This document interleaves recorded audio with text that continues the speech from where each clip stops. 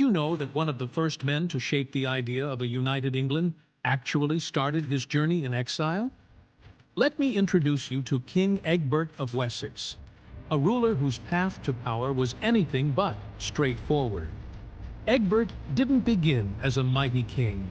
In fact, he was driven out of Wessex and spent years abroad, most likely in the court of Charlemagne, one of the most powerful rulers in Europe. But instead of fading into obscurity, he used exile as an education. He observed, learned, and prepared.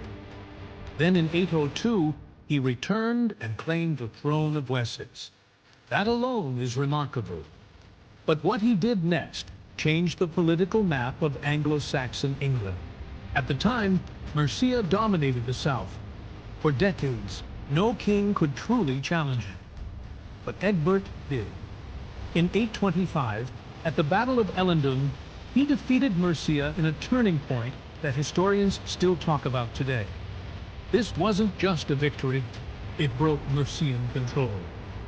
From there, Egbert expanded his power.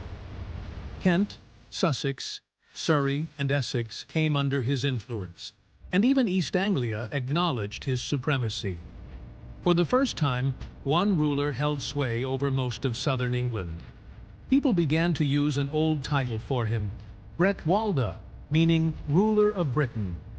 It was more than a name. It was a recognition that Egbert was no ordinary king.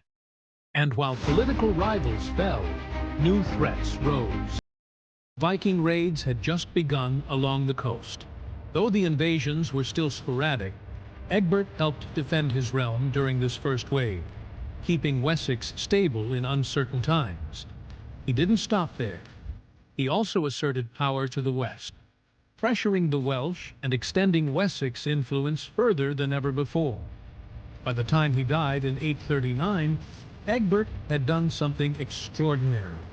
He shifted the center of power in England and set the stage for future kings, most notably his grandson, Alfred the Great.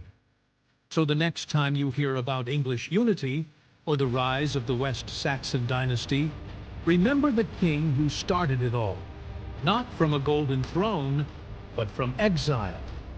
Egbert, the quiet architect of a future England. Subscribe for more royal histories.